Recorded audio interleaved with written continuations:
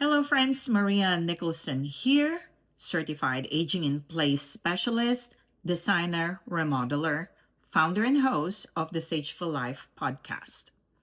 June is Alzheimer's and Brain Awareness Month, but today's video isn't just about awareness, it's about accountability. Because while Alzheimer's is one of the most expensive and emotionally devastating diseases in the world, the United States healthcare system is still failing the people it claims to protect. And today, I'm pulling back the curtain of what Medicare, Medicaid, and other programs do and don't do for Alzheimer's patients and their families. You deserve to know the truth because it's not just broken memories we're facing, it's a broken system.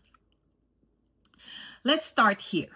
Alzheimer's is the most expensive disease in America. It costs the nation over $360 billion a year and is expected to hit $1 trillion by 2050. Most of the costs paid by families out of pocket. The disease doesn't just steal identities. It forces families into bankruptcy, burns out caregivers, and leaves millions with no roadmap and very little help. Here's the truth about Medicare, the federal health insurance for people 65 years old and older. It covers doctor visits, hospital stays, some prescription drugs, diagnostic tests like brain imaging, short-term skilled nursing care up to 100 days after a hospital stay.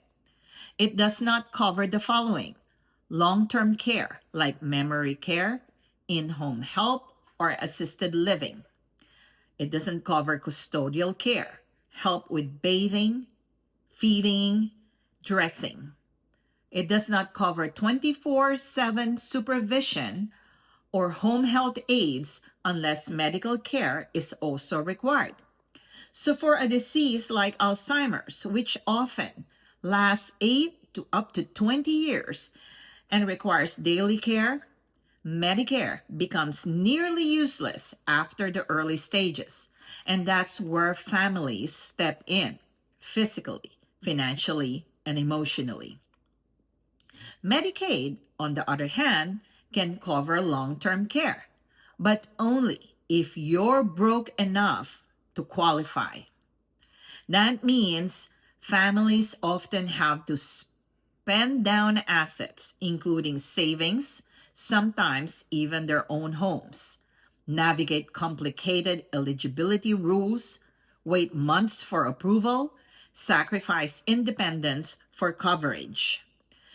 Even then, state-by-state rules vary, and there are limited memory care facilities that accept Medicaid, leaving families with few good options. Many middle-class families are stuck in the middle, too wealthy for Medicaid, too poor to afford private care.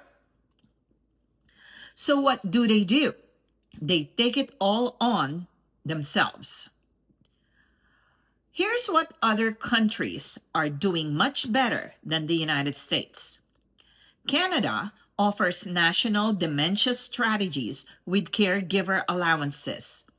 The UK provides at-home care subsidies and dementia navigators. Australia funds dementia-specific respite care and support plans. Meanwhile, in the United States, caregiver support is optional by state. Respite services are very hard to find. Families do 83% of the care, usually unpaid. And most legislation moves at a glacial pace. Yes, there have been bills passed like the Bold Infrastructure for Alzheimer's Act and agencies like the Administration for Community Living are trying.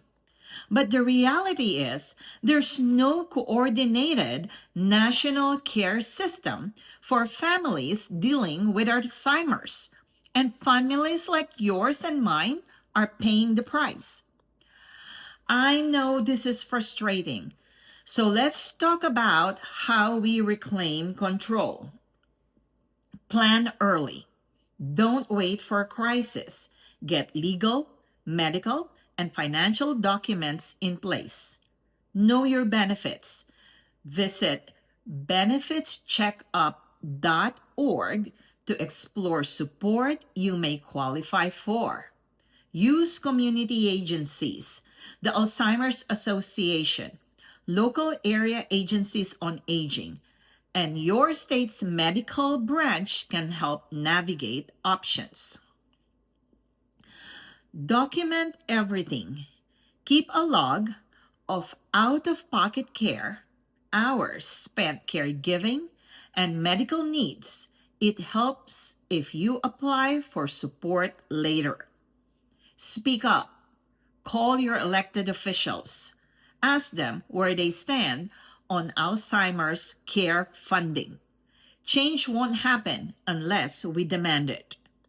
Equip yourself, whether it's organizing your estate, preparing your home for care, or gathering caregiver tools.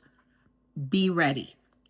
That's why I created a resource library at www.thesagefullife.com/finds.